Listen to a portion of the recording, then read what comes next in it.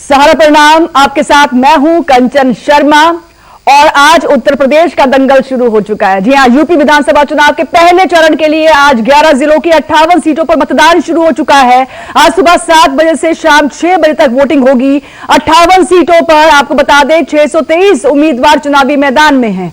बताते चले पहले चरण में शामली, मेरठ, मुजफ्फरनगर, बागपत, हापुड़, गौतम बुद्ध नगर, गाजियाबाद, बुलंदशहर, मथुरा, आगरा और अलीगढ़, ये वो जिले हैं। यहां की कुल 58 सीटों पर आज वोटिंग हो रही है। मतदान के मद्देनजर सुरक्षा के कड़े इंतजाम किए गए हैं। आपको बता दें कि 2017 में अगर देखें तो 58 में से 53 सीटों पर बीजेपी की जबरदस्त जीत थी।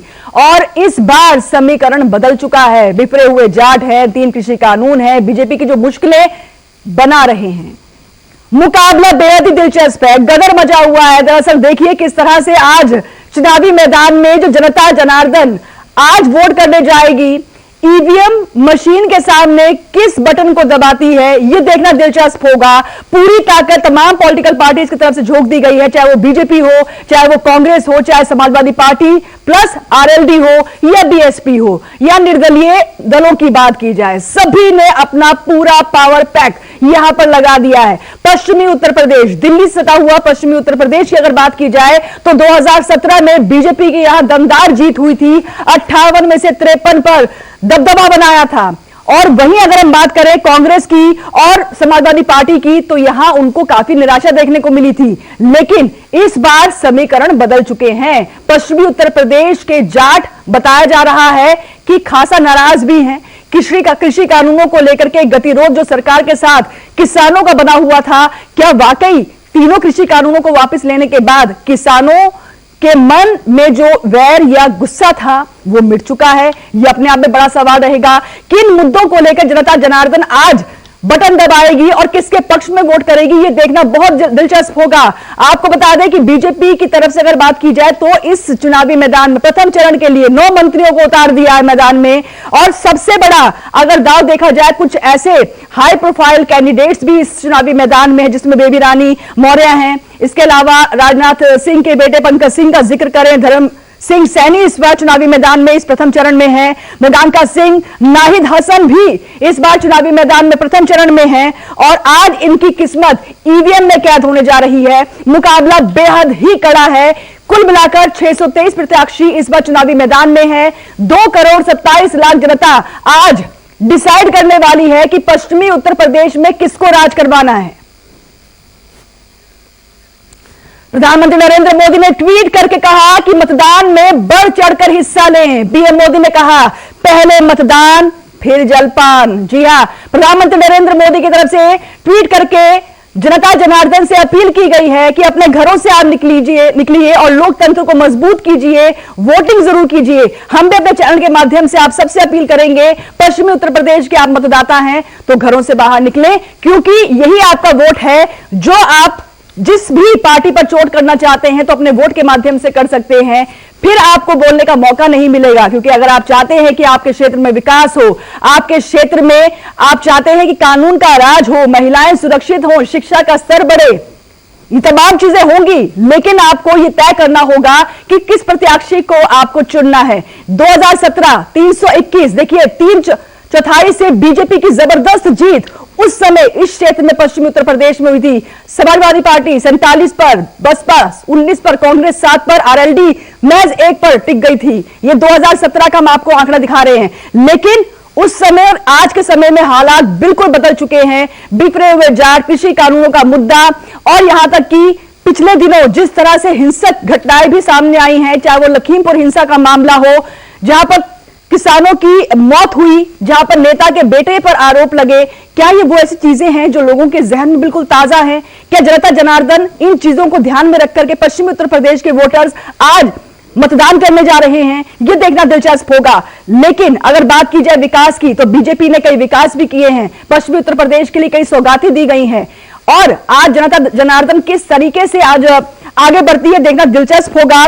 इसके अलावा आपको बता दें कि 11 जिलों के 58 विधानसभा सीटों पर तकरीबन 2 करोड़ 27 लाख मतदाता आज इस्तेमाल करेंगे अपने मताधिकार का। और 11 जिलों में कुल मिलाकर आपको बता दें तकरीबन 10,766 मतदान केंद्र बनाए गए हैं, 25,849 मतदेय स्थल बनाए गए हैं और सुबह 7 बजे से वोटिंग का प्रोसेस शुरू हो चुका है, जो कि शाम 6 बजे तक चलेगा।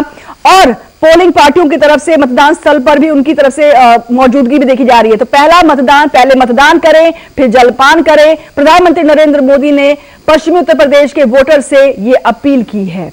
हम भी यही कहेंगे, अपने घरों से आप बाहर निकलें और वोट जरूर करें। देखिए, चुनावी घोषणा पत्र भी जारी हुए हैं, उनमें भी बड़े बड़े बातों का जिक्र किया गया है। उत्तर प्रदेश के लिए बीजेपी के घोषणा पत्र की अगर हम बात करें तो लड़कियों को मुफ्त स्कूटी, महिलाओं को 2 एलपीजी सिलेंडर होली दिवाली पर, इसके अलावा मुफ्त बिजली का ऑफर, लव जिहाद पर लगाम लगाने जैसी बातों का जिक्र किया गया है। लेकिन जैसे कि हम कह रहे हैं कि पश्चिमी उत्तर प्रदेश पर बहुत ज्यादा इंपैक्ट जाट समुदाय का भी है, लेकिन इनका क्या पहल रहेगा, किस तरह की अभी सोच लेकर के ईवीएम केंद्रों पर पहुंच करके ये अपने प्रत्याशियों को चुनने वाले हैं, ये अपने आप में देखना रहेगा। क्योंकि राकेश टिकैत का भी एक बयान सामने आया था जिसमें उन्होंने कहा कि पश्चिमी उत्तर प्रदेश की विकास की बात करनी बहुत जरूरी है। यहां हिंदू मुस्लिम जिन्ना धर्म की अगर आप बात करते हैं तो वोट का नुकसान ही आपको होगा। उन्होंने बाकायदा मुजफ्फरनगर का भी जिक्र किया, उन्होंने कहा कि यहां हिंदू मुस्लिम मैच का स्टेडियम इसे ना बनाया जाए। लेकिन योगी आदित्यनाथ विकास की बात करते हैं, उनका कहना है कि पश्चिमी उत्तर प्रदेश के लिए उन्हें बहुत काम किया है। उनका यह भी कहना है कि जो हमारा संकल्प था, हमने 2017 में जो संकल्प लिया था उसको हमने पूरा किया है। हमने कई विकासशील कार्य किए हैं और जनता के आशीर्वाद से किसानों को ऋण मुक्त किया गया है। उनका कहना रहा कि 36,000 करोड़ से तकरीबन 46 लाख किसानों को कर्ज मुक्त किया गया है। और अगर अकेले बिजनौर की ही बात की जाए तो तकरीबन 92,733 अन्नदाता किसानों को 569 करोड़ की कर्ज माफी दी गई है। तो सोचिए, ये कहना है योगी आदित्यनाथ का। उनका कहना है कि उन्होंने अपने कार्यकाल में इन तमाम चीजों पर काम किया है, ऋण मुक्ति की है, किसानों को लाभ पहुंचाया गया है, कानून व्यवस्था का जिक्र कर रहे हैं। उनका यह भी कहना है कि कानून दुरुस्त हुआ है। आज लड़कियां घर से बाहर निकलते वक्त डरती नहीं है। समाजवादी पार्टी पूर्व की जो सरकारें हुआ करती थी तो उस समय महिलाएं, लड़कियां असुरक्षित महसूस किया करती थी।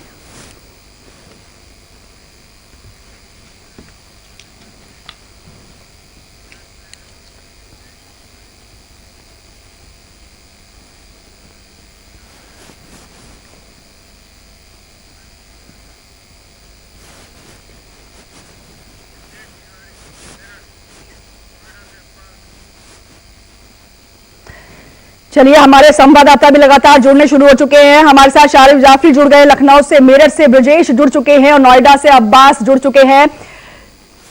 शारिफ, सबसे पहले मैं आपके पास आऊंगी, लखनऊ का जिक्र करूंगी। सबसे पहले तो ये तस्वीर के माध्यम से आप हमें बता पाए कि लोगों में कितना उत्साह नजर आ रहा है। पश्चिमी उत्तर प्रदेश का जंग फतेह करने के लिए तमाम पॉलिटिकल पार्टीज की तरफ से गदर मचा रहा।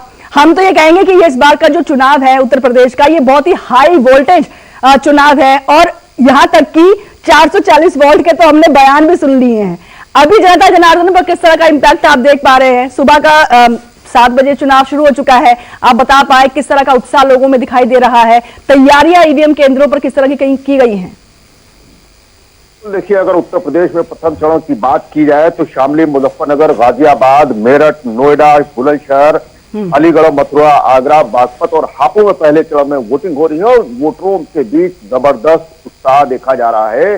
हालांकि अगर पहले चरण की बात करें तो कुल 2 करोड़ 27 लाख मतदाता हैं, इसमें से 1 करोड़ 23 लाख पुरुष हैं, जबकि 1 करोड़ 4 लाख महिला वोटर है। कई सीटें ऐसी हैं जो बहुत ही महत्वपूर्ण हो गई हैं। शामली की जो थाना भवन सीट है वहां पे सुरेश राणा मैदान में है। इसी तरह अगर हम कैराना की बात करें तो नाहिद हसन जो कि समाजवादी पार्टी के उम्मीदवार हैं और अच्छे खासे विवादों में रहे हैं, जिस दिन वो नामांकन दाखिल करने जा रहे थे उनको पुलिस ने गैंगस्टर एक्ट में गिरफ्तार कर लिया था। उनका मुकाबला मृगांका सिंह से है। मृगांका सिंह के पिता जो थे वो बीजेपी के बड़े नेता रहे हैं। इसी तरह से कपिल देव अग्रवाल जो कि उत्तर प्रदेश सरकार में मंत्री हैं, वो मुजफ्फरनगर से चुनाव लड़ रहे हैं। तो इस तरीके से कह सकते हैं कि आज के जो मुकाबला है सरकार के नजरिए से अगर देखा जाए, गाजियाबाद से अतुल गर्ग मैदान में है, राज्य मंत्री हैं। पंकज सिंह नोएडा से चुनाव लड़ रहे हैं जो कि राजनाथ सिंह केंद्रीय गृह मंत्री हैं, रक्षा मंत्री, माफ कीजिएगा, देश के रक्षा मंत्री हैं। वो चुनाव लड़ रहे हैं पंकज सिंह। इसके अलावा अतरौली से संदीप सिंह मैदान में है अलीगढ़ की सीट से। मथुरा से श्रीकांत शर्मा जो कि ऊर्जा मंत्री उत्तर प्रदेश सरकार में है, वो चुनाव लड़ रहे हैं। मेरठ की चित्तौड़ सीट की अगर बात की जाए तो वहां शाहिद मंजूर चुनाव फाइट दे रहे हैं सतवीर सिंह त्यागी जो कि भाजपा उम्मीदवार हैं। तो पहले चरण की 11 जिलों की 58 सीटें जो हैं उनमें से ज्यादातर सीटों पर बड़ा ही रोचक मुकाबला देखने को मिल रहा है, क्योंकि कहा यह जा रहा है कि जिस तरीके का माहौल बना है उसमें समाजवादी पार्टी के नेतृत्व में जो गठबंधन बना है और भाजपा दूसरी तरफ जो सत्ताधारी दल है, इन दोनों दलों के बीच सीधी फाइट कहीं ना कहीं नजर आ रही है और मतदाताओं को भी लगता है कि इन्हीं दोनों दलों के बीच सीधी फाइट हो रही है। जी बिल्कुल, तो सीधी फाइट इन्हीं सीटों पर हो रही है। आपके पास आते हैं, हमारे साथ मेरठ से ब्रजेश चौधरी भी जुड़ गए हैं। ब्रजेश, अब आपसे समझना चाहेंगे और जानना चाहेंगे मेरठ का समीकरण आप बता पाए। आप ग्राउंड रिपोर्टिंग भी लगातार करते रहे हैं, किस तरह का मिजाज जनता के बीच में आप देख पा रहे हैं और शुरुआत हो चुकी है सुबह 7 बजे से वोटिंग को लेकर के, लोगों में किस तरह का उत्साह आप देख रहे हैं? देखिए कंचन, मैं आपको बता दूं, पश्चिम उत्तर प्रदेश में राजनीति की विसात की आखिरी आज गोटी खेले जाने वाली है पहले चरण की। और ये जो गोटी खेलेगी ये जनता खेलेगी। अब से कुछ देर पहले वोटिंग शुरू हो गई है। हम मेरठ के मेरठ कॉलेज, ऐतिहासिक कॉलेज है, उसके बूथ पर खड़े हैं। जहां तक जोश की बात है, क्योंकि अब से 1 घंटे पहले से जिस तरीके से कोहरा आया है वो एकदम अंधेरे जैसा माहौल हो गया और 7 बज चुके हैं और अभी भी विजिबिलिटी बहुत कम है। तो अभी लोग घरों से निकलना शुरू नहीं हुए हैं। मेरे पीछे आप देख सकते हैं पूरा खाली है। फोर्स के कुछ लोग खड़े हुए हैं, वो सिर्फ देख रहे हैं। लेकिन अभी दो लोग यहां से गए हैं जो शायद वोट डालने गए हैं, अब तक नहीं आए। तो अभी तैयारियां चल रही हैं, क्योंकि फोर्स मूवमेंट बढ़ रहा है, चारों तरफ फोर्स घूम रही है, क्योंकि सेंसिटिव सीट है, 11 जिले सेंसिटिव हैं। और पिछली बार 2017 जब 2017 में चुनाव हुआ था तो उस समय जो माहौल था उस तरह का माहौल अभी नहीं देखने को मिल रहा है। लेकिन ये धीरे धीरे 8 बजे तक वोटिंग की रफ्तार बढ़ेगी कंचन, और लोग बूथ तक पहुंचेंगे। सभी लोग, चाहे प्रधानमंत्री हो, सब लोग ये अपील कर रहे हैं कि वो बूथ तक पहुंचे और अपने मताधिकार का प्रयोग करें। क्यों कि 4-4.5 साल तक कोई सरकार को गरियाता है, कोई विपक्ष को गरियाता है, लेकिन जहां तक वोट डालने की बात है, जब तक बूथ पर नहीं पहुंचेगा तो वो अपने अधिकार का प्रयोग नहीं करेगा। तो शायद उसके बाद ही ये तय हो पाएगा कि आखिर रिजल्ट क्या निकले। तो आज जो ईवीएम पर जो जितने निशान लगेंगे वो यहाँ के जो प्रत्याशी खड़े हैं उनके भविष्य को, भाग्य को तय करेंगे। तो फिलहाल अभी हम ये कह सकते हैं कि अभी लोगों में जोश नहीं है, लेकिन मूवमेंट धीरे धीरे बढ़ रहा है और ये लगभग अगले 1 घंटे में और बढ़ेगा कंचन। बिल्कुल, तो ये तो शुरुआत है। अभी 7 बजे से वोटिंग प्रोसेस शुरू हो चुका है, धीरे धीरे लोगों का आना शुरू हो जाएगा, क्योंकि लोगों ने अपना मूड बना लिया है। जनता का मिजाज आज देखना बहुत दिलचस्प होगा, क्योंकि लोगों के जहन में मुद्दे अनेक हैं। और अगर बात की जाए शारीब मुद्दों की, तो मुद्दे तो होने चाहिए विकास को लेकर के, सड़कों को लेकर, सड़क निर्माण को लेकर के, महिलाओं की, बच्चों की शिक्षाओं को लेकर के, सुरक्षा व्यवस्था को लेकर के, कानून व्यवस्था को लेकर के। लेकिन इतर इसके हम देखते जातिवाद, धर्म, इन तमाम चीजों को लेकर के ही पॉलिटिकल पार्टीज कहीं ना कहीं जनता को साधने की कोशिश करती हैं। और इस बार तो बयानी तीर इतने जबरदस्त देखने को मिले हैं जिनकी कोई सीमा ही नहीं रही है। हम देख रहे थे कई अमर्यादित शब्दों तक का इस्तेमाल तक किया गया है। और आज जनता जनार्दन से जब आप ग्राउंड रिपोर्टिंग पर आप उनसे बात कर रहे हैं, लोग क्या जहन में सोचकर चल रहे हैं, किन किन मुद्दों को लेकर के वो आज वोट करने की सोचेंगे? की जाए तो आज वोटरों का दिन है। वोटर ये फैसला करेगा कि उनको किसकी बात नागवार गुजरी और किसकी बात अच्छी लगी। उत्तर प्रदेश की अगर हम बात करें पिछले कई दिनों में जिस तरीके की भाषा का इस्तेमाल हुआ है, वो वोटरों को कहीं ना कहीं चुभी है कि इस तरीके की भाषा का इस्तेमाल उत्तर प्रदेश के चुनाव में या देश के चुनाव में इससे पहले कभी देखने को नहीं मिला था।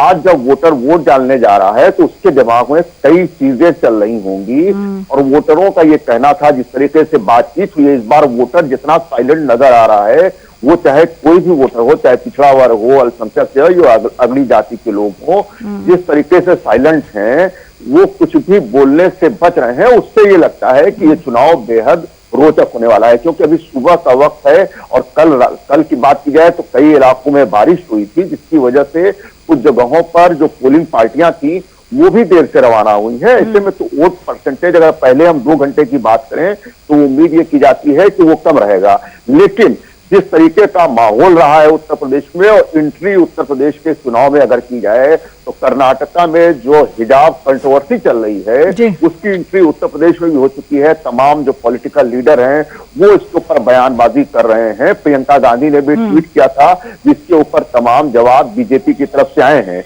लेकिन पहला फेज जो है वो बहुत महत्वपूर्ण है उत्तर प्रदेश के चुनाव के लिए, क्योंकि जिस तरीके से किसान 13 महीने तक दिल्ली बॉर्डर पर प्रदर्शन करते रहे, उसके बाद से लगातार जो किसान नेता हैं खासतौर से उत्तर प्रदेश में अगर हम बात करें तो राकेश टिकैत जो है वो लगातार ये कह रहे हैं कि अगर 13 महीने तक जनता इस प्रदर्शन के बाद जनता को समझ में नहीं आया कि क्या सही है क्या गलत है तो फिर कुछ कहा नहीं जा सकता। बिल्कुल सही कह रहे हैं आप। आते हैं आपके पास भी प्रत्याशियों को लेकर के लोगों के मन में क्या चल रहा है। कई जगह पर सिटिंग एमएलए तक की पोजीशन को चेंज करके उनकी जगह पर दूसरे प्रत्याशियों को उतारा गया है। क्या लोगों के जहन में इसका भी प्रभाव रहता है, ये भी समझने की कोशिश करेंगे। आपके पास आएंगे शाहिद, आपके पास भी ब्रिजेश, आपके पास भी हमारे साथ नोएडा से हमारे संवाददाता अब्बास मेहंदी जुड़ गए हैं। अब्बास, काफी महत्वपूर्ण हो जाता है गौतम बुद्ध नगर सीट और नोएडा का अगर हम जिक्र करें, जनता जनार्दन के बीच में आप रिपोर्टिंग करते रहे हैं, लगातार उनसे बातचीत होती रही है।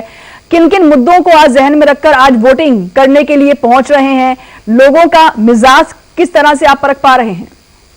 देखिए, नोएडा की अगर बात करें, यहाँ के जो मौजूदा विधायक है वो पंकज सिंह है जो कि राजनाथ सिंह के बेटे हैं, तो कहीं ना कहीं उसका बहुत असर है। देखिए, अभी भी लोगों का यही कहना है कि हम राजनाथ सिंह के नाम पर जरूर पंकज सिंह को वोट देंगे, क्योंकि इसका बड़ा फर्क पड़ता है कि क्योंकि राजनाथ सिंह एक बड़े नेता है। सिर्फ भारतीय जनता पार्टी की बात नहीं कर रहे, अगर भारतीय राजनीति की बात करें उसमें एक बड़ा नाम है राजनाथ सिंह और रक्षा मंत्री हैं, तो कहीं ना कहीं उनका फायदा जरूर पंकज सिंह को मिलेगा।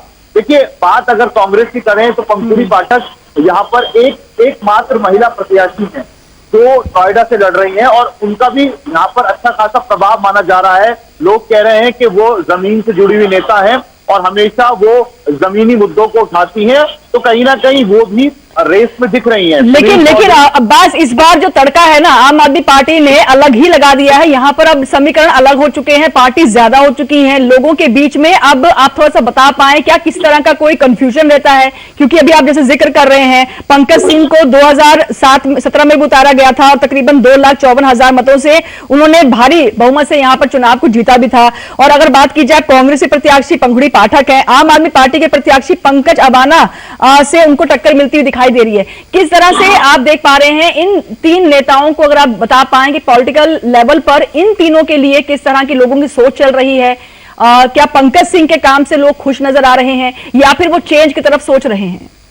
देखिए, उत्तर प्रदेश की अगर बात करें तो यहाँ पर जो लड़ाई है सीधी सीधी भारतीय जनता पार्टी और गठबंधन में है। आरएलडी और समाजवादी पार्टी का जो गठबंधन है उसमें उनमें सीधी सीधी लड़ाई है और उसमें कोई शक शुबा नहीं है। बड़े बड़े एक्सपर्ट जो पॉलिटिकल एक्सपर्ट्स हैं उनका भी यही कहना है कि इस बार सीधी सीधी लड़ाई भारतीय जनता पार्टी और गठबंधन की। हालांकि दिल्ली से सटा हुआ है नोएडा, तो आम आदमी पार्टी कुछ फर्क आम आदमी पार्टी का पड़ सकता है, लेकिन इतना फर्क नहीं पड़ेगा। और देखिए, कांग्रेस की जो उम्मीदवार है पंकुड़ी पाठक, उनकी पर्सनल जो एक राजनीतिक समझ है और जो उनके कॉन्टैक्ट हैं और जिन लोगों से वो टच में है वो कहीं ना कहीं प्रभावित है और एकमात्र महिला है। लेकिन सीधी सीधी लड़ाई पंकज सिंह और सुनील चौधरी के बीच में है इस सीट पर, क्योंकि पंकज सिंह, देखिए पंकज सिंह राजनाथ सिंह के बेटे हैं। हालांकि लोगों का यही कहना है कि हमने पिछली बार भी उन्हें वोट दिया था क्योंकि वो राजनाथ सिंह के बेटे और अब भी रक्षा मंत्री है राजनाथ सिंह, बड़ा चेहरा है भारतीय जनता पार्टी के। और देखिए, जो मुद्दे हैं यहाँ पर बेरोजगारी को लेकर लगातार जनता आवाज उठाती रही है, क्योंकि पिछले 5 साल में हमने देखा है बेरोजगारी हो या फिर बहुत ऐसे मुद्दे हैं जो नोएडा के जो जमीनी मुद्दे हैं उनको लेकर भी लगातार लोग बात करते रहते हैं, महिला सुरक्षा को लेकर बात करते रहते हैं। लेकिन यहाँ पर लड़ाई सीधी सीधी भारतीय जनता पार्टी और आरएलडी और सपा गठबंधन में है। पिछली बार भारी मतों से पंकज सिंह जीते थे, सुनील चौधरी को हराया था। इस बार भी पल्ला भारी पंकज सिंह का ही है, क्योंकि सबसे बड़ी बात है वो राजनाथ सिंह के बेटे हैं और पर्सनल भी अब उन्होंने यहाँ पर पिछले 5 साल में काफी लोगों से वो मिले, उनका भी यहाँ पर प्रभाव है। आम आदमी पार्टी का थोड़ा बहुत प्रभाव यहाँ दिख रहा है क्योंकि दिल्ली से सटा हुआ है नोएडा। लेकिन इस बार लड़ाई सीधी गठबंधन और भाजपा के बीच में। देखिए, लगातार हम देख रहे हैं जब से चुनाव शुरू हुआ है कितना लगातार अखिलेश यादव जयंत चौधरी पूरे उत्तर प्रदेश में सभाएं कर रहे हैं, रैलियां कर रहे हैं और लगातार वो लोगों से मिल रहे हैं। तो सीधी सीधी लड़ाई जो है भाजपा और गठबंधन में दिख रही है। कहीं पर भी मायावती, देखिए पिछली बार हालांकि मायावती का भी लेकिन इस बार तो अलग ही चीजें सुनाई दे रही थी। शारिब आपके पास आ रही हूँ, इस बार तो कुछ चीजें अलग ही दिखाई दे रही है। यहाँ तक कि मायावती एक प्रेस कॉन्फ्रेंस करके यहाँ तक बोल जाती हैं कि समाजवादी पार्टी को हराना पड़े तो हरा दीजिए, हराने के लिए चाहे बीजेपी को वोट क्यों न देना पड़ जाए। इस तरह के बयान सुन रहे हैं बीएसपी के अध्यक्ष नेता मायावती की तरफ से हम। देखिए, दरअसल मायावती का जो ये वीडियो वायरल हो रहा है, ये वीडियो 2019 के जो विधान परिषद के चुनाव थे उस वक्त का है, जब मायावती और अखिलेश यादव का 2019 में गठबंधन हुआ था लोकसभा चुनाव को लेकर। उसके बाद मायावती ने यह गठबंधन तोड़ दिया था। लेकिन इस बार बीएसपी इतनी फोकस नजर नहीं आई है जितना चुनावी मैदान में उतरना चाहिए, क्योंकि मुकाबला बहुत कड़ा है और 5 साल के बाद ये चुनाव आता है। बीएसपी की तरफ देखें तो 3 बार की मुख्यमंत्री के तौर पर अपना काम कर चुकी है मायावती, लेकिन अब जब ये इतना कड़ा मुकाबला है जहां पर लोगों ने ताकत झोंक दी है, लोगों का आपक होता हुआ हमने देखा है नेताओं का, और ऐसे में बीएसपी बहुत बिखरी हुई नजर आई है। इतना कैंपेनिंग में भी मायावती नजर नहीं आई है इस बार। बिल्कुल मायावती कहीं नजर नहीं आई है। मायावती का जो कैडर है बसपा का, वो कहीं नजर नहीं आया है और ये पहली बार हुआ है। उत्तर प्रदेश की अगर बात करें, सत्ताधारी भारतीय जनता पार्टी की अगर हम बात करें तो पूरी फौज फील्ड में उतरी हुई है। समाजवादी पार्टी की बात करें तो अखिलेश यादव एक अकेला बड़ा चेहरा अगर देखा जाए तो वो समाजवादी पार्टी का है और उनके साथ में आरएलडी प्रमुख। बिल्कुल, चलिए शारिब आपके पास आते हैं, ब्रिजेश चौधरी जी के पास जाएंगे। और क्योंकि यहाँ पर जनता जनार्दन ने अपना मूड बना लिया है, घरों से सर्दी के इस मौसम में हम देख रहे हैं उनके पीछे थोड़ी फॉग भी लगी हुई, फॉग जमी हुई है और लोग घरों से आए हैं वोटिंग करने के लिए। उनके साथ उनकी कुछ बातचीत भी हुई है। ब्रिजेश, हम आपसे जरूर चाहेंगे कि आप लोगों से भी पूछें कि किस तरह का मिजाज, किस कूल माइंड से वो आज वोट करने आए हैं और क्या उनके मुद्दे रहे हैं जहन में और किस सोच के साथ उन्होंने आज वोटिंग की है। देखिए कंचन, बता दूं, क्योंकि पहला वोटर वो जाहिर सी बात है जागरूक वोटर होता है और इस तरह के मौसम में अगर कोई निकल के आया है तो ये जागरूकता ही कही जाएगी। और मेरे साथ एक दंपत्ति हैं, मैं उनसे ही करूंगा क्योंकि सबसे पहले वोटर ये इस बूथ पे हैं। आपका शुभ नाम? मेरा नाम डॉक्टर पुरुषोत्तम, मैं एसोसिएट प्रोफेसर सरदार वल्लभ भाई पटेल एग्रीकल्चर यूनिवर्सिटी में हूँ। ये आपके साथ मेरी धर्मपत्नी है। आप? शेफाली वर्किंग है नॉन वर्किंग? वर्किंग है। वोट डाल दिया आपने? हाँ जी बिल्कुल। अच्छा मैम, वोट आपने डाला, किसको डाला ये तो खैर आपका मत है। क्या मुद्दे, लोकल मुद्दे सोच के डाला या नेशनल मुद्दे सोच के डाला या यूपी के मुद्दे सोच के डाला? क्या देखिए, देश या प्रदेश की सुरक्षा को ध्यान में रखते हुए कौन सी पार्टी आगे आनी चाहिए, नौजवानों को क्या अपॉर्चुनिटी मिलनी चाहिए, इसको देखते हुए वोट डाला है। अच्छा, आपने वोट डालने से पहले अपने पति से कंसेंट ली थी कि नहीं? आपने वोट डाला, आपके जहन में क्या चीज हावी रही? देखिए, सबसे पहले अपने देश को हम प्रथम मानते हैं। देश की सुरक्षा और जो हमारी संप्रभुता है उसकी हमारी सुरक्षा रहे, ये सबसे महत्वपूर्ण कार्य है। हमें जातिगत, क्षेत्रवाद या भाई भतीजावाद में नहीं पड़ना चाहिए। सर्वोच्च हमें प्राथमिकता अपने देश को देनी चाहिए। अच्छा, लोकल मुद्दे क्या, जैसे सड़कें टूटी हो या एजुकेशन या कुछ किसी भी तरह की जो गंदगी है, ये चीज आप ध्यान में रखें। ये भी हम सबसे इस पुरानी गवर्नमेंट को देखते हुए वर्तमान में हम ये देखते हैं बहुत जबरदस्त तरह से देश में परिवर्तन आया है और मैं चाहता हूं कि सबसे प्रथम सुरक्षा है। अगर सुरक्षा नहीं होगी तो हम कोई भी व्यक्ति कहीं भी डेवलपमेंट नहीं हो सकता, देश का डेवलपमेंट नहीं हो सकता। इतनी जल्दी आप वोट डालने आए तो क्या सोच कर आए कि जल्दी वोटिंग करें, अपना वोट जल्दी से जल्दी इस्तेमाल करें? देखिए, मैं यहाँ से करीब 10 किलोमीटर दूर से आया। मेरे परिवार स्वतंत्रता संग्राम सेनानी से जुड़ा रहा और मेरे बाबा जी स्वतंत्रता संग्राम सेनानी रहे। वही जज्बात अपने देश के लिए है कि सबसे पहले काम नित्य सुबह उठ के प्रथम काम हम अपना वोट का मतदान अधिकार यूज करें और फिर देश को आगे बढ़ाएं। देखिए कंचन, जिस तरीके से जागरूक हैं दोनों परिवार, सुबह ही सुबह 7 बजे पहला वोट डाला और जिस तरीके से आपको भी इशारा हो गया होगा कि किस मुद्दों को लेकर वोट डाला। हमने ये नहीं पूछा किसे वोट डाला, नेशनल मुद्दे रहे, स्थानीय मुद्दे या प्रादेशिक मुद्दे रहे, दोनों ने वोट डाल दिया। सबसे बड़ी बात यह है कि अपने मताधिकार का प्रयोग किया और जीत हार तो किसी की भी हो सकती है, लेकिन जब तक आदमी घर से नहीं निकलेगा, अपने मताधिकार का प्रयोग नहीं करेगा तो शायद हम अपने अंदर का जो बिल्कुल सही कह रहे हैं। जज्बात है उनको पूरा नहीं कर पाएंगे। ब्रिजेश जी, आप बिल्कुल सही कह रहे हैं। तो इसीलिए शिकायत का मौका हमारी नहीं भी रख अपील सकते है, हैं। आप भी लगा जी, फिर हम शिकायत भी नहीं कर सकते हैं। अगर आज वोट नहीं करेंगे तो फिर उन नेताओं पर हम चोट नहीं कर पाएंगे जिनके खिलाफ हमें गुस्सा है। अगर जनता जनार्दन में किसी भी नेता के लिए गुस्सा है, उनको लगता है कि उनके क्षेत्र में वो नेता रहे हैं, विधायक रहे हैं, लेकिन काम नहीं किया है, तो आज मौका है आपके पास। अगर काम किया है तो वोट डाल दीजिए, अगर नहीं किया है तो बाकी प्रत्याशियों के आपके पास ऑप्शंस हैं वैलिड, आप उन पर चिन्हित निशानों पर आप जाकर के ईवीएम में बटन दबाइए और फिर अपने मताधिकार का इस्तेमाल करके अपने क्षेत्र के लिए, अपने देश के लिए। प्रधानमंत्री नरेंद्र मोदी भी कह रहे थे, अगर बात करें यहाँ पर शारिब, आपके पास आ रही हूं, प्रधानमंत्री नरेंद्र मोदी ने भी कहा ये सोचकर आप वोट मत कीजिएगा कि आप उत्तर प्रदेश के विकास के लिए वोट कर रहे हैं, बल्कि इसलिए वोट कीजिएगा क्योंकि आप देश के विकास के लिए वोट कर रहे हैं।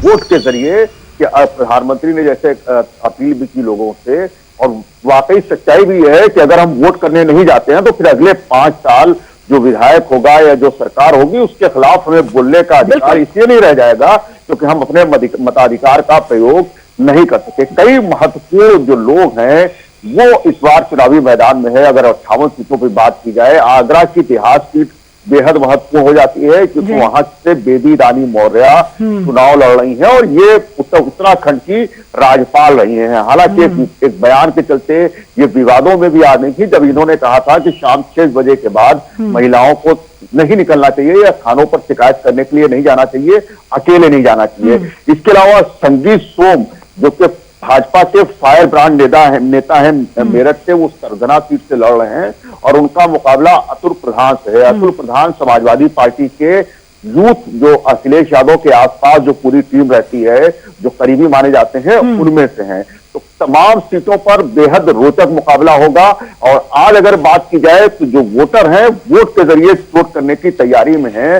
हालांकि जिस तरीके का माहौल रहा है किसान आंदोलन को लेकर और लखीमपुर की घटना की अगर बात की जाए, अगर वो मुद्दा इंपैक्ट डाल रहा है आज के चुनाव में, तो ये कहना भी गलत नहीं होगा कि कर्नाटक में जो हिजाब कंट्रोवर्सी चल रही है उसका भी इंपैक्ट कहीं ना कहीं उत्तर प्रदेश के चुनाव में जरूर नजर आएगा। ऐसा तमाम जो राजनीति के जानकार हैं वो ये बता रहे हैं। बिल्कुल, जनता जनार्दन आज ईवीएम केंद्रों पर पहुंच चुकी है और अपने मताधिकार का इस्तेमाल कर रही है। एक बार फिर से सभी लोगों से हम अपील भी करेंगे कि अगर आप भी इन्हीं जिलों से आते हैं, शामली, मेरठ, मुजफ्फरनगर, बागपत, हापुड़, गौतम बुद्ध नगर, गाजियाबाद, बुलंदशहर, मथुरा, आगरा, अलीगढ़, आपको पता है कि आपके क्षेत्र में आज चुनाव चल रहा है।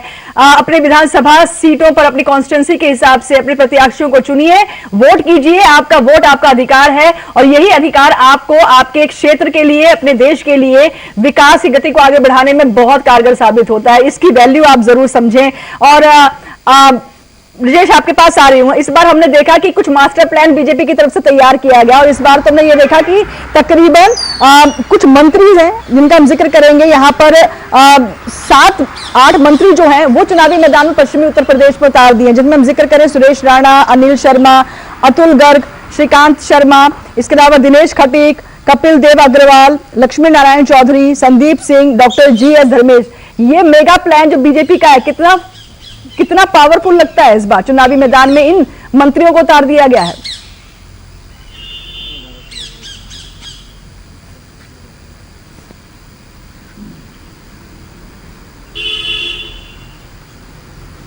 चलिए इनसे संपर्क साधेंगे, लेकिन पहले चरण की वोटिंग शुरू होगी। ब्रिजेश, आप तक हमारी आवाज पहुंच रही है?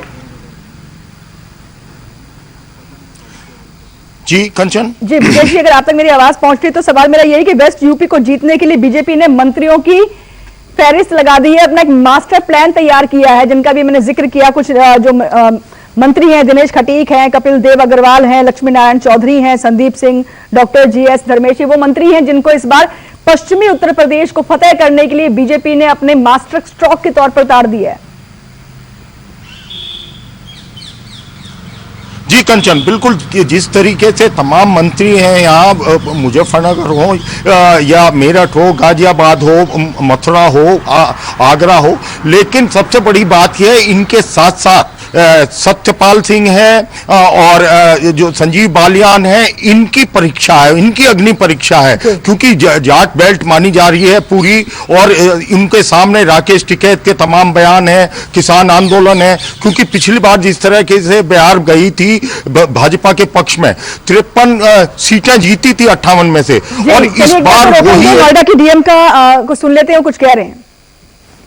सजेशन दिया था कि किस तरीके से जो वोटर्स आते हैं वेटिंग एरिया को किस तरीके से सारे अरेंजमेंट, कार्ड्स के लिए कैनवस, बुक रीडिंग और म्यूजिक का भी इवन अरेंजमेंट। इस बार हम लोग इस थीम को अपना रहे हैं कि वोटर्स एंड मेमोरीज।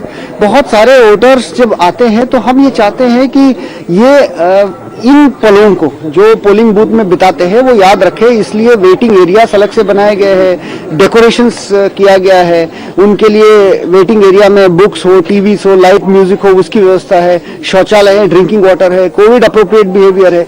एक मेमोरी क्रिएट करे, वोटर्स को बहुत अच्छा माहौल दे, यही प्रयास है। सर, जो सेंसिटिव पोलिंग बूथ्स हैं उसके लिए स्पेशली सुरक्षा के क्या कुछ इंतजाम जितने भी पोलिंग स्टेशन लोकेशन है और हमारे पोलिंग बूथ है उनमें पैरामिलिट्री फोर्सेस लगाई गई है, साथ ही में वेबकास्टिंग कराई जा रही है, माइक्रो ऑब्जर्वर्स की व्यवस्था है, वीडियोग्राफी है, निरंतर हमारी cluster team, sector magistrate, zonal magistrate, super zonal magistrate, ऐसे जो जितने भी हमारी वल्नरेबल एरियाज है, सेंसिटिव एरियाज है, क्रिटिकल पोलिंग स्टेशन है, उसमें सुरक्षा का पुख्ता इंतजाम किया गया है। सर, एक बिल्कुल अलग है ये इसलिए क्योंकि कोविड का टाइम है तो ये काफी चैलेंजिंग हो जाता है, इसलिए कोविड को लेकर क्या कुछ व्यवस्थाएं? जी बिल्कुल, आपने सही कहा कि गौतम बुद्ध नगर में विगत कुछ दिनों में ये बहुत अच्छी चीज देखने को मिली है कि केसेस की संख्या बहुत ही घटी है, और परंतु प्रिकॉशन सारे लिए गए हैं। हमारी जो पोलिंग पार्टी है वो वैक्सीनेटेड है, और जितने भी आवश्यक कोविड अप्रोप्रिएट बिहेवियर है, आप देख सकते हैं कि वेटिंग एरिया में सोशल डिस्टेंसिंग है, मास्क मैंडेट लोगों को दिया गया है, और जितने भी हमारे पोलिंग ऑफिशियल्स हैं उनको कोविड अप्रोप्रिएट बिहेवियर के बारे में ब्रीफ किया गया है। यहाँ की जनता वैसे ही जागरूक है, तो यहाँ पर समस्त आवश्यक व्यवस्थाएं आपको दी जाएगी, कोविड के संबंधित और सुरक्षा संबंधित समस्त एक सुंदरता के साथ हम लोग इस पोलिंग पर्व को मना रहे हैं। तो मतदाताओं से अपील है कि घर से निकल के आए, वोट जरूर करें। तो सभी जो जितने भी मतदाता हैं, क्योंकि काफी लोग कोविड की वजह से थोड़ा सा हुआ है, उनको क्या कुछ कहना है? उनको हम यही कहना चाहेंगे कि हम ये बात समझते हैं कि बहुत सारे बुजुर्ग लोग होंगे, बहुत लोग ये चाहते होंगे कि कोविड के बारे में उनको एक जिज्ञासा होगी। हम आपको ये आश्वस्त करना चाहते हैं कि हमारी पोलिंग स्टेशन है वो सैनिटाइज है, पोलिंग पर्सनल वो वैक्सीनेटेड है, जितने भी लोगों को वेटिंग एरिया है उसके लिए व्यवस्था पुख्ता इंतजाम किया गया है, मास्क, सैनिटाइजर्स, अन्य जो कोविड अप्रोप्रिएट बिहेवियर है वो पालन किया जाएगा कि आपको हर संभव जितने भी हम मैक्सिमम पॉसिबल कर सकते हैं कि कोविड अप्रोप्रिएट सिचुएशन को क्रिएट करने के लिए, ताकि कोई दिक्कत ना हो लोगों के लिए, वो व्यवस्थाएं दी गई है। अतः आप इस बार में निश्चिंत होकर कि कोविड के बारे में निश्चिंत होकर आप वोट डालने आए। Thank you. नोएडा में मतदान को लेकर किस तरह की तैयारी की गई है, इस पर ज्यादा बात करने के लिए एरियाज हैं वहां पूरे कड़े प्रबंध किए गए हैं, कानून व्यवस्था भी ध्यान रखी जा रही है, साथ ही साथ उनका ये भी कहना है कि कोविड के जो एप्रोप्रिएट बिहेवियर उसको पालन किया जा रहा है। बाकायदा ईवीएम केंद्रों पर सैनिटाइजर की व्यवस्था की गई है, सैनिटाइज पूरे केंद्र किए गए हैं। अब्बास, मैं आपके पास आऊंगी, और नोएडा की अगर बात की जाए तो नोएडा में 2017 में भाजपा ने यहां पर 3 सीटों पर जीत हासिल की थी। अब यहां का सिनेरियो कैसा देख रहे हैं? जनता जनार्दन यहां वोट करके निकल रही है, हम चाहेंगे कि आप उनसे भी बात करें, उनसे पूछें कि उनके जहन में आखिर वो कौन कौन सी चीजें ताजा हैं जिनके बिना पर वो आज वोटिंग कर रहे हैं। जी देखिए, अभी क्योंकि मतदान शुरू हो चुका है तो एक मतदाता हमारे साथ हैं जो अभी अपना वोट डाल के आए हैं। आप बताइए, आपने वोट डाला है, क्या आपके दिमाग में है, क्या किस चीज को लेकर, क्या मुद्दा है जिसको लेकर आपने वोट डाला है इस बार? जी, हमने सुबह पहली वोट डाला बूथ संख्या 38 ITI में। मुद्दा है विकास की, समृद्धि की, खुशहाली को आधार मान के हमने डाला। तो किसको वोट डाला? आपको कौन क्या लगता है? भारतीय जनता पार्टी पिछली बार यहाँ से जीती थी, पंकज सिंह यहाँ से विधायक हैं, अब क्या लगता है कुछ बदलाव होगा क्या? पंकज सिंह जो है उनसे संतुष्ट हैं आप? देखिए, मत की गोपनीयता है, पर मंच से या लाइव टीवी से नहीं कह सकता हूँ किसको डाला हूँ या अपराध होगा। मैंने वोट डाला है अपनी मानसिकता के आधार पर, सुना है कि हमें विकास के लिए देना है, परिवर्तन के लिए वोट देना। तो आपको क्या लगता है इस बार नोएडा में, क्योंकि आप यहीं के निवासी, आप यहाँ रहते हैं, क्या माहौल है लोगों में? क्या वो परिवर्तन चाहते हैं, या जो भारतीय जनता पार्टी है इस पार्टी से लोग खुश हैं? मतलब कोई परिवर्तन चाहते हैं इस बार? परिवर्तन चाह रहे हैं। ये चुनाव जो है फरवरी महीने में हो रहा है, अगर ये मई जून में होता तो समाजवादी और पार्टी हार जाए, इसलिए प्रवासी लोग बिहार जा नहीं सके हैं। बहुत भारी संख्या में परिवर्तन की राह जानी पड़ी है और हमारे विधायक जी के सबसे वोट ज्यादा पड़ा। आपके साथ और भी परिवार के लोग हैं जो डालेंगे भी वोट? नहीं, वो सब डाल भी सकते। तो देखिए, आप देख सकते हैं ये मतदाता हमारे साथ हैं जो अभी अभी वोट डाल के आए हैं और उन्होंने ये कहा है कि इस बार परिवर्तन चाहिए और विकास की जो बात करेगा, जो रोजगार की बात करेगा, उसे ही वोट पड़ना चाहिए। क्योंकि देखिए, पिछले काफी टाइम से हमने देखा है मजहब को लेकर और रिलीजन को लेकर राजनीति चलती चली आ रही है, उसको कहीं ना कहीं लोग दरकिनार करना चाहते हैं। बिल्कुल, विकास की जो बात करे, रोजगार की जो बात करे, उसी को लोग वोट करना चाहते हैं। तो सीधा सीधा लोग ये भी कह रहे हैं कि परिवर्तन की जरूरत है। हालांकि कुछ लोग ऐसे हैं नोएडा में तो ये कह रहे हैं कि हम जो पुरानी पार्टी है हमारी भारतीय जनता पार्टी, उससे संतुष्ट हैं। लेकिन इस बार का जो चुनाव बहुत दिलचस्प है, क्या होगा इस बार कुछ पता नहीं, क्योंकि जो परिणाम होंगे वो बहुत ज्यादा। लेकिन यहाँ पर अब्बास, एक चीज से संतुष्टि मिलती है कि लोग जागरूक हैं, वो जानते हैं कि उनके मुद्दे क्या हैं। क्योंकि विधानसभा चुनाव अक्सर कहा भी जाता है, चाहे मैं आपके पास भी आ रही हूँ, कहा भी जाता है कि विधानसभा चुनावों में लोगों का जो मुद्दे होते हैं वो स्थानीय मुद्दे होते हैं। उनके सड़क निर्माण, गली मोहल्ला में किस तरह का विकास हुआ है, वो इसको ध्यान में रखते हैं। कोरोना पैंडेमिक टाइम चल रहा है, इससे पहले हमने सेकेंड वेव देखी, क्या कोरोना को लेकर के जो व्यवस्थाएं होनी चाहिए थी, अस्पतालों में जो व्यवस्थाएं होनी चाहिए थी, वो तमाम व्यवस्थाएं उनको मिली थी? क्या नाराजगी वहां पर बनी हुई है, या फिर जैसे कि हम कह रहे हैं कि जातिवाद, धर्म, इस का परिचय रह जाते हैं वोटर्स? क्योंकि अगर हम बात करें पश्चिमी उत्तर प्रदेश की, तो 27% मुस्लिम वोटर्स हैं, 17% यहाँ पर जाट समुदाय के वोटर्स भी हैं। और इस बार अगर हम देखें तो चुनावी मैदान में इन 11 जिलों के 58 सीटों पर अगर हम बात करें तो तकरीबन 50 मुस्लिम उम्मीदवारों को मैदान में उतारा गया है। सपा आरएलडी की अगर बात की जाए तो 13, यहाँ से बीएसपी के 17, कांग्रेस के 11, इसके अलावा एआईएमआईएम के 9 कैंडिडेट्स हैं और बीजेपी का कोई भी मुस्लिम कैंडिडेट यहां पर चुनावी मैदान में नहीं। क्या कहेंगे इस पर? बिल्कुल, देखिए, जिस तरीके का पूरा माहौल बना है इलेक्शन को लेकर, उसको ये कह सकते हैं कि इस बार विकास की तरफ युवाओं को, यूथ जो है खासतौर से, उसको बेरोजगारी का जो मुद्दा है वो हिट कर रहा है। और इसी को समाजवादी पार्टी और जो गठबंधन है उसने हिट करने की कोशिश की है। जो दोनों के मैनिफेस्टो तीनों दलों के आए हैं, बीएसपी तो जारी नहीं करती है, समाजवादी पार्टी, भारतीय जनता पार्टी और कांग्रेस की तरफ से, उसमें सबसे ज्यादा यूथ को ही एड्रेस किया गया है कि किस तरह से युवाओं को रोजगार देंगे। समाजवादी पार्टी की बात करें तो 300 यूनिट बिजली मुफ्त देने की बात की गई है। और जो युवाओं के बाद, बेरोजगारी के बाद जो सबसे बड़ा मुद्दा अगर नजर आता है तीनों दलों, चारों दलों के बीच, वो किसानों का मुद्दा है। किसानों को मुफ्त बिजली देने की बात की जा रही है। कांग्रेस की बात करें तो कांग्रेस लगातार ये कह रही है कि 10 दिन के अंदर कर्जा हम माफ कर देंगे, किसानों का जो कर्जा है, और ये हमने छत्तीसगढ़ में सरकार बनने के 3 घंटे के अंदर पूरा करके दिखाया है।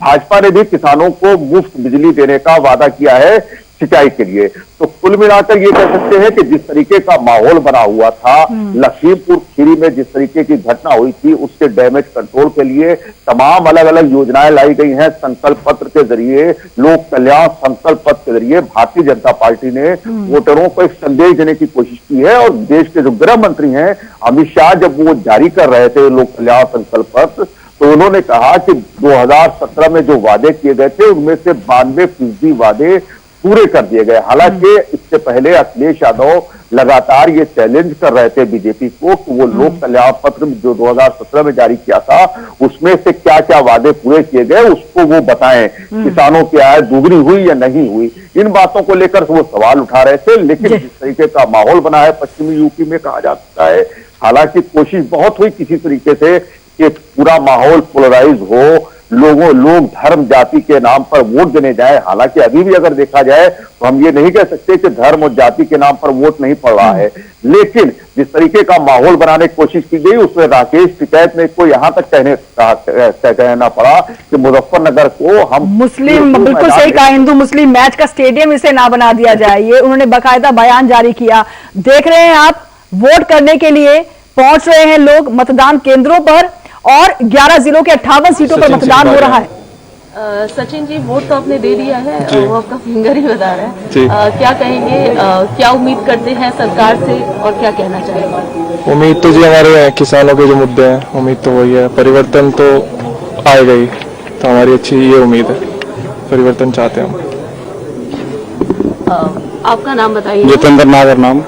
जितेंद्र जी, आज आप लोगों ने वोट दिया है, क्या उम्मीद है सरकार से? किस आधार पर आप लोगों ने वोट दिया है, क्या कुछ कहना चाहिए? देखो, ये तो नहीं बता सकते किसको दिया, लेकिन जिस आधार पर हमने सरकार की अपेक्षित किया है कि अभी आने वाली जिसको हमने वोट दिया है, वो जो हमारी सरकार आए उसको हम ये सोचेंगे कि वो अच्छा काम करे, और अच्छे काम करने के लिए हमने वोट दिया है।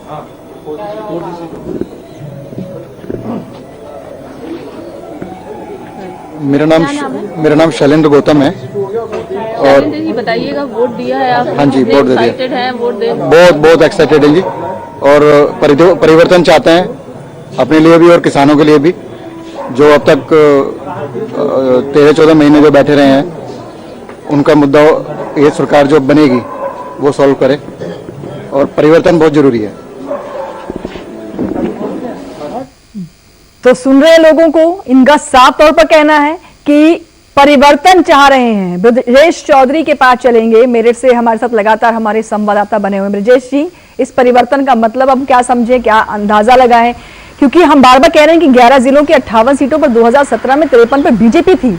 आज बिफरा हुआ माहौल नजर आ रहा है। जाट समुदाय के बीच में अभी भी कहीं ना कहीं नाराजगी, किसान भाइयों के बीच में कहीं ना कहीं नाराजगी नजर आ रही है। पश्चिमी उत्तर प्रदेश का जब हम जिक्र करेंगे तो क्या आपको लग रहा है कि जो सिक्योर्ड वोटर्स थे 2017 के, वो अभी भी वैसे के वैसे बने हुए हैं, या फिर जो इशारा ये अभी वोटर्स दे रहे हैं, परिवर्तन, किसानों की नाराजगी, 13-14 महीने सड़कों पर, इससे क्या अंदाजा लगाएं? देखिए कंचन जी, जिस तरीके से इस बार के समीकरण हैं, पिछली बार सीधे सीधे बीजेपी की आंधी कही जा सकती थी। 2017 में 53 सीट 58 में से आना बहुत बड़ी बात होती है, लेकिन इस बार जो माहौल चेंज हुआ है, पिछले 10 दिन का अगर हम चुनावी कैंपेन देखें किसी भी पार्टी का, चाहे गठबंधन का हो, कांग्रेस का हो, बीएसपी का हो या बीजेपी का हो, तो कुल मिलाकर वो एक इस तरह का कैंपेन था कि ध्रुवीकरण किसी तरह हो जाए। क्योंकि पहली इस बार राष्ट्रीय लोकदल पहला या ये चुनाव है जिसमें चौधरी अजीत सिंह नहीं है। उनके ना होने से जो जाटों में एक सहानुभूति की लहर है उनके प्रति, उसको भी बुनाए जाने का प्रयास होगा गठबंधन द्वारा। और वही किसान आंदोलन को बार बार जयंत हो या अखिलेश हो वो जिक्र कर रहे हैं, लेकिन बीजेपी की तरफ से कानून व्यवस्था का जो मुद्दा है वो सबसे ज्यादा उसको हवा दी गई। कैराना का मुद्दा रहा हो, देवबंद में मुद्दा रहा हो, या तमाम वेस्टर्न यूपी में रहा हो। तो इस बार बीजेपी के लिए चुनौती जरूर है। आज वोटर किसके पक्ष में मतदान करता है ये तो अभी भविष्य बताएगा, लेकिन ये जरूर है कि पिछली बार वाली स्थिति नहीं है। एंटी इनकम्पेंसी जो वोट आएगा वो भी थोड़ा बहुत नुकसान देगा बीजेपी को, लेकिन जिस तरीके मैं आपके पास आती हूँ, बिल्कुल आपके पास आती हूँ अब्बास, मैं आपके पास आ रही हूँ। उत्तर प्रदेश में बीजेपी का जो एक स्टेप बैक हुआ, प्रधानमंत्री नरेंद्र मोदी आते हैं, वो कहते हैं कि मैं माफी मांगता हूं क्योंकि मैं अपने किसान भाइयों को शायद समझा नहीं पाया इन तीनों कृषि कानूनों को लेकर के, इसीलिए हम कृषि कानूनों को वापस ले रहे हैं। लेकिन एक बड़ा आंदोलन हमने देखा, साल भर तक किसान भाई सड़कों पर, तीनों दिल्ली बॉर्डर्स पर रहे, आप लगातार कवरिंग भी कर रहे थे और हम तक रिपोर्टिंग पहुंचाते थे उस समय को लेकर के। अब जब प्रधानमंत्री नरेंद्र मोदी ने माफीनामा किया, उसके बाद कहा कि हम तीनों कृषि कानूनों को वापस ले रहे हैं, अब ये कहा जा रहा था कि इसके बैड इंपैक्ट चुनावों में देखने को मिलेंगे। यही बड़ी वजह थी कि दुष्प्रभाव से बचने के लिए ये तीनों कृषि कानूनों को वापस ले लिया गया है। पश्चिमी उत्तर प्रदेश के किसानों के साथ भी आप रिपोर्टिंग के दौरान बातचीत जरूर करते रहे होंगे। क्या अब फर्क आया है, सोच में फर्क आ गया है कि ठीक है वापस हो चुका है, मामला सॉर्टेड हो चुका है, हम समर्थन में रहेंगे या नहीं रहेंगे? किस तरह की सोच रख रहे हैं अब किसान भाई या जाट? से चला बहुत गुस्सा था भारतीय जनता पार्टी के खिलाफ और उनके नेताओं के खिलाफ, क्योंकि लगातार जब किसान आंदोलन चल रहा था तो भारतीय जनता पार्टी के नेताओं की तरफ से भी बयान आ रहे थे कि ये आतंकवादी है, खालिस्तानी है और चाइना के एजेंट है। तो उससे किसान बहुत ज्यादा गुस्से में थे और दिन प्रतिदिन उनका गुस्सा बढ़ता चला जा रहा था और आंदोलन और तेज हो रहा था। लेकिन जब प्रधानमंत्री ने माफी मांगी और इन कृषि कानूनों को वापस लिया तो देखिए काफी किसान ऐसे थे जिन्होंने ये कहा कि नहीं, बहुत बड़ी बात है, प्रधानमंत्री ने माफी मांग ली और कृषि कानून वापस हो गए, हमारी मांगे पूरी हो गई, अब हम अपने घर जा रहे हैं। लेकिन वोट वो किसको देंगे, वो कहीं ना कहीं अभी ये बात, क्योंकि देखिए राकेश गैस जो है वो लगातार अपनी सरकार पर हमला कर रहे हैं, लगातार मोदी सरकार पर, योगी सरकार पर हमला करते चले आ रहे हैं और अभी वो कहीं ना कहीं इशारा दे रहे हैं क्योंकि नरेश टिकैत से अभी जयंत चौधरी जाके मिले थे, नरेश टिकैत ने उन्होंने आशीर्वाद दिया। मंचों से लगातार राकेश टिकैत कह रहे हैं कि हमें भारतीय जनता पार्टी को हराना है।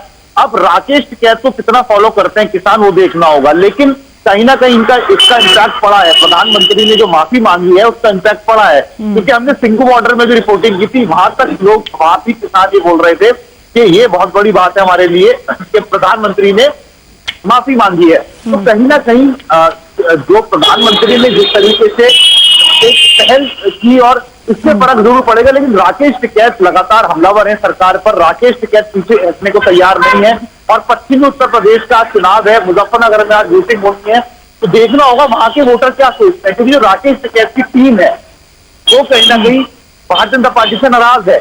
अब कितना लोग राकेश टिकैत को फॉलो करेंगे वो देखना होगा यूपी में। हालांकि वो जो भारतीय जनता पार्टी के लोग हैं वो लगातार ये कह रहे हैं कि ये पूरे उत्तर प्रदेश के किसान नहीं है, ये सिर्फ राकेश टिकैत की टीम है जो आंदोलन कर रही है। बाकी जो किसान है वो मोदी सरकार के साथ है, प्रधानमंत्री मोदी के साथ है और बीजेपी के साथ है। तो अब ये देखना होगा राकेश टिकैत का आज क्या इम्पैक्ट होता है, उनका क्या, क्योंकि वो वोट किसे डालते हैं वो तो वही जानते हैं, लेकिन लगातार 1 साल से और आंदोलन खत्म होने के बाद भी वो आप कीजिएगा अटैकिंग मोड में है। वो भारतीय जनता पार्टी पे लगातार अटैक कर रहे हैं, लगातार वो कह रहे हैं कि जो भारतीय जनता पार्टी है, योगी सरकार है, उन्होंने किसानों के लिए कुछ नहीं किया है और नरेश टिकैत जयंत चौधरी को आशीर्वाद दे चुके हैं। तो साथ साथ मतलब ये है जो टिकैत फैमिली है वो बीजेपी के खिलाफ है, वो योगी सरकार के खिलाफ है। लेकिन बिल्कुल, और इस समय मैं आपको थोड़ा सा बात यहाँ पे जरूर रोकूंगी। देखिए अब जो प्रत्याशी हैं वो भी वोट करने पहुंचे हैं। अभी आप देख रहे श्रीकांत शर्मा को, मथुरा से विधायक हैं, ऊर्जा मंत्री भी हैं, जैसे कि हमने कहा कि मंत्रियों को ये फहरिस्त लगा दी गई है और इस समय यहाँ पर ये पूजा अर्चना करने आए हैं। अभी आप देख रहे हैं एक स्ट्रेटेजी कह लीजिए या फिर कह लीजिए एक तरीका है हर पॉलिटिकल पार्टी का कि जब भी अपना नामांकन भरने भी जाते हैं तब भी पहले पूजा पाठ करके जाते हैं और उसके बाद जब प्रत्याशी के तौर पर अब क्योंकि जो करना था कराना था वो सब कुछ हो चुका है, अब जनता जनार्दन को तय करना है किसको वोट करना है। अब जो प्रत्याशी हैं वो भगवान से ऑब्वियस है प्रेयर कर रहे होंगे कि उनके पक्ष में जनता जनार्दन विश्वास दिखाए और वोट भी करे। तो इस समय हम देख रहे हैं श्रीकांत शर्मा मंत्री भी हैं और इस समय पूजा पाठ कर रहे हैं और उनकी भी किस्मत आज ईवीएम में कैद होने जा रही है। ब्रिजेश चौधरी हमारे संवाददाता मेरठ से लगातार बने हुए हैं। ब्रिजेश, जैसे कि हम कह भी रहे थे कि इलेक्शन टाइम में अगर हम जब बात करते हैं तो चुनावी मुद्दे विधानसभा में जो स्थानीय मुद्दे होते हैं वो हावी रहते हैं और इस बार हमने देखा है कि चुनावी समीकरण अलग हुए हैं। इस बार किसानों का मुद्दा बहुत ज्यादा देखने को मिला और पश्चिमी उत्तर प्रदेश का जब हम जिक्र करते हैं तो ये जाट लैंड है। जाट लैंड में बीजेपी की वैल्यू इस समय क्या देख पा रहे हैं आप?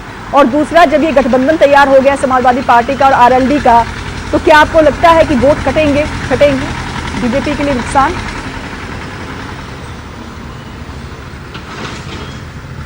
जी कंचन, जिस तरीके से मैंने पहले भी कहा, जिस तरीके से समीकरण बने हैं और जो बीजेपी के नेता खुद भी ये मानते रहे हैं कि डैमेज हुआ है उसको कंट्रोल करना है, तो डैमेज कंट्रोल में पूरी फौज झोंक दी गई। पूरे नेता यहाँ लगातार कैंपेनिंग करते रहे और वो ये भी जानते हैं कि जो पश्चिमी उत्तर प्रदेश से बयार बैठती है वो पूर्वी उत्तर प्रदेश तक, गोरखपुर और बलिया बस्ती तक जाती है। पिछली बार का चुनाव इस बार का सीधे सीधे गवाह है और 53 सीटें जीतकर 300 से ज्यादा का आंकड़ा पार करना बहुत बड़ी बात है। लेकिन इस बार चाहे वो किसानों का मुद्दा हो, चाहे कानून व्यवस्था का मुद्दा हो, चाहे तमाम मुद्दे हैं, बीजेपी कानून व्यवस्था के नाम पर वोट मांग रही है। वो कह रही है कि आज प्रदेश में हर नागरिक सुरक्षित है, जबकि यहाँ जो लोकल जो समीकरण बने हैं, जाट मुस्लिम समीकरण, अगर ये सफल होता है तो निश्चित तौर पर बीजेपी को नुकसान होगा। लेकिन जिस तरीके से जाटों के नेताओं को दिल्ली में अमित शाह ने भी बुलाया,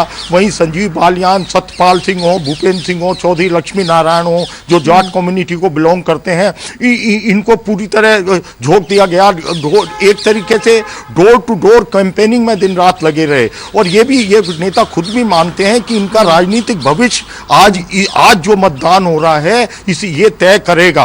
और इस बार देखना यह है कि बीजेपी नुकसान में जाती है या पिछली बार वाली सीटों को उनके आसपास भी दोहरा पाती है, तो वो एक बहुत बड़ी सफलता बीजेपी के लिए होगी। लेकिन फिलहाल क्योंकि अभी शुरुआत हुई है वोटिंग की और आज शाम 6 बजे तक वोट पड़ने हैं और उसके बाद ये किस तरह का माहौल रहा है ये पता चलेगा, क्योंकि अभी ये कहना जल्दबाजी होगी कि नुकसान में रहेगी या फायदे में रहेगी, गठबंधन नुकसान में रहेगा फायदे में रहेगा। लेकिन जो इससे पहले के समीकरण हैं ये साफ जाहिर कर रहे हैं कि टक्कर है, चुनावी बीजेपी के लिए चुनौती है, सीधे सीधे गठबंधन से टक्कर है। कांग्रेस एक तरीके से सरेंडर कर चुकी है। जो भी आप इससे बड़ी और बात क्या होगी कि बीएसपी जो एक सरकार बनाती थी प्रदेश में, उसके कई कैंडिडेट ऐसे हैं जिनको जानता तक नहीं है लोग, और ऐसी स्थिति लगभग कांग्रेस की है। चलिए वो तो कैंडिडेट्स हैं, या तो बसपा की तरफ से पावर नहीं देखी हमने, बसपा की तरफ से कोई रैली हमने नहीं देखी। हम मानते हैं कि कोरोना के प्रोटोकॉल चल रहे थे, बड़ी रैलियों आयोजनों पर रोक लगाई गई थी, लेकिन डोर टू डोर कैंपेनिंग का प्रोसेस रखा जा रहा था।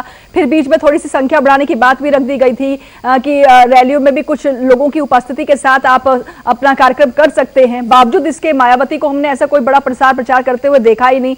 ऐसा लग रहा था मानो बीएसपी इस बार साइड लाइन है, और इसके पीछे की वजह क्या हो सकती है शारिब, आपसे समझना जरूर चाहेंगे। इस बार का किंग मेकर आप उत्तर प्रदेश में किसको पा रहे हैं? कांग्रेस की तरफ से भी कल हमने घोषणा पत्र देखा, उनका भी घोषणा पत्र जारी हो गया है महिलाओं के लिए, और खासतौर पर लड़की हूं लड़ सकती हूं। इस कैंपेनिंग के साथ प्रियंका गांधी वाड्रा चुनावी मैदान में रही हैं, और ज्यादातर टिकट बंटवारों का सिलसिला रहा तो महिलाओं को देने की बात उन्होंने कही। महिलाओं की सुरक्षा, उनको स्कूटी शिक्षा स्तर को बढ़ाने के लिए तमाम चीजों का जिक्र उनकी तरफ से किया गया है। क्या आप पा रहे हैं? किंग मेकर की भूमिका में आप किसको देख रहे हैं, और क्या ये मैनिफेस्टो जो बीजेपी का है, कांग्रेस का है, क्या इन पर विश्वास करती है जनता?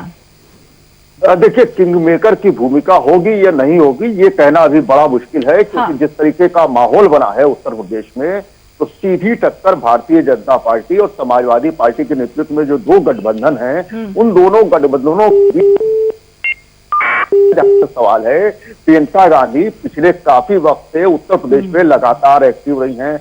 लखीमपुर खीरी की घटना हो, जहां गृह राज्य मंत्री के बेटे पर आरोप ये है कि उन्होंने किसान जो आंदोलन कर रहे थे उन पर गाड़ी चढ़ा दी, वहां तक पहुंची। हाथरस में जब बेटी को आधी रात जला दिया गया तो प्रियंका गांधी मौके तक गई। तो इस तरीके से जो जमीन से जुड़े हुए मुद्दे थे, उससे पहले अगर हम थोड़ा जाए तो थे वहां प्रियंका गांधी पहुंची, हालांकि पुलिस से उनकी झड़प भी हुई। तो कुल मिलाकर ये कह सकते हैं प्रियंका गांधी पिछले काफी वक्त से उत्तर प्रदेश में एक्टिव हैं। भी कांग्रेस का बढ़ेगा, इसमें कहीं कोई गुंजाइश नहीं है। वोट परसेंट बढ़ेगा, लेकिन वो सीट बिल्कुल। चलिए आपके पास आते हैं शारिब, तो मुकाबला शुरू हो चुका है, बहुत ही जबरदस्त ये मुकाबला है। आपको बता दें 11 जिलों के 58 सीटों पर इस समय उत्तर प्रदेश में वोटिंग चल रही है, और जो 11 जिले हैं शामली, मेरठ, मुजफ्फरनगर, बागपत, हापुड़, गौतम बुद्ध नगर, गाजियाबाद, बुलंदशहर, मथुरा, आगरा और अलीगढ़, इन 11 जिलों की 58 सीटों पर वोटिंग हो रही है। अब जनता जनार्दन की वैल्यू देखिए आप, 2,27,00,000 मतदाता हैं जो कि आज इन 11 जिलों की जो 58 सीटों पर जो प्रत्याशी तकरीबन 623 उतारे गए हैं, उनके भाग्य के विधाता बने हुए हैं। वो डिसाइड करेंगे कि आखिर उनको किसको वोट देना है, किसको जिताना है। क्या वाकई विधानसभा चुनावों में जो पहले देखने को हुआ करता था कि स्थानीय मुद्दे हावी हुआ करते थे, स्थानीय मुद्दों, चलिए हमारे साथ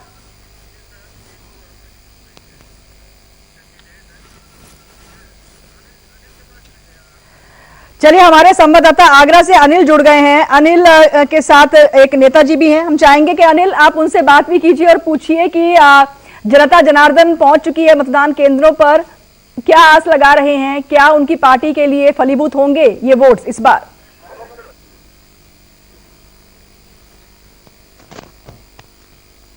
उनकी किस्मत आज शाम 6 बजे किस्मत ईवीएम में कैद हो जाएगी। कह सकते हैं कि आज का मतदान काफी खास है, तो पहले चल रहा है। तमाम जो मतदाता है उनमें एक उत्साह है, और किन मुद्दों पर वो अपना मतदान कर रहे हैं वो जानना बहुत जरूरी है, क्योंकि आज जिस तरीके से तमाम जो वादे किए जा रहे हैं जनता के बीच जाकर, वो वादे कितने खरे उतरे हैं नेता, वो देखने वाली बात होगी। लेकिन तमाम जो लोग हैं जो आज अपना मतदान करने आए हैं यहाँ उनसे जानने की कोशिश करते हैं। आप देख सकते हैं तमाम बूथ में तैनात है, तमाम यहाँ मतदाता लंबी लंबी कतारों में सुबह से ही नजर आ रहा है। सुबह 7 बजे से वोटिंग शुरू हो चुकी है। ऐसे में जो मुद्दे हैं, स्थानीय मुद्दे हैं, उन पर वोटिंग होती है, या फिर वही जो मैनिफेस्टो में कहा जाता है कुछ तमाम जो नेताओं के लोभावनी वादे हैं उन पर वोट डाला जा रहा है, ये देखने वाली बात होगी। फिलहाल जिस तरीके से जो जनता है उसमें एक उत्साह नजर आ रहा है, क्योंकि वो मतदान क्योंकि जिस तरह संदेश दे रही है प्रशासन, पहले मतदान और फिर जलपान, तो वही जो बात है वो आज यहाँ देखी जा सकती है। लंबी लंबी कतारों में लोग खड़े हैं, इंतजार कर रहे हैं, उनके हाथों में एक बैलेट पर्ची लगी है, कैसे तमाम लोग आए, लेकिन कुछ लोग जो मतदान डालकर आए हैं उनसे जानने की कोशिश करते हैं किस तरीके से, किन मुद्दों के आधार पर उन्होंने अपना मत का प्रयोग किया है, मतदान किया है, उनसे जाना बेहद जरूरी है। मतदान क्या रहे हैं कुछ लोग। मैम, आपको मतदान हुआ? एक मिनट, तो किन मुद्दों पर आपने मत डाला है, जरा दिखाइए। हैं, किस तरीके से विकास के मुद्दे आगरा के लिए क्या दिखाई, क्या बताया जाए सर? सब कुछ कर ही रहे हैं जो कर रहे हैं विकास, कर ही रहे हैं जो कर रहे हैं विकास के मुद्दे पे, विकास के मुद्दे पे। मैम, आपने आज वोट डाला है, दिखाई, तो किन मुद्दों पर आपने वोट डाला? विकास के मुद्दों पर। विकास के मुद्दों पर। क्या लगता है कि शहर में विकास हुआ है? और विकास हुआ है। हाँ जी, हुआ है। अगर महिलाओं की बात करें, सुरक्षा की बात करें तो सुरक्षित है, सुरक्षित है, सुरक्षित है, सुरक्षित है। सुबह से ही आप सबसे पहले पहला वोट डाला, आपने क्या कहेंगे, कितना उत्साह है? उत्साह है, उत्साह है। लेकिन ये वो मतदाता है जो वाकई सुबह से ही उन्हें उत्साह है, क्योंकि वो अपने आज मत का प्रयोग करके एक अपने जन प्रतिनिधि को चुनेंगे, एक नेता को चुनेंगे जो उनके वादों को खरा उतरेगा, वादों पर खरा उतरेगा। तो कह सकते हैं कि आज का मतदान अनिल के पास जी बिल्कुल अनप्रेडिक्टेबल है वोटर्स, इनको आप प्रिडिक्ट ही नहीं कर पा रहे हैं। कोई कुछ कह रहे हैं परिवर्तन की बात कर रहे हैं, कोई विकास की बात कर रहे हैं। तो ये जाट लैंड को साथ पाना किसी भी पॉलिटिकल पार्टी के लिए अभी एक एड़ी चोटी का जोर लगाने वाली बात हो गई है। 11 जिलों की 58 सीटों पर वोटिंग हो रही है। लगातार ये कवरिंग जारी रहेगी। हमारे संवाददाता जितने भी जुड़े हमारे साथ उनका सबका शुक्रिया। और फिलहाल रुकेंगे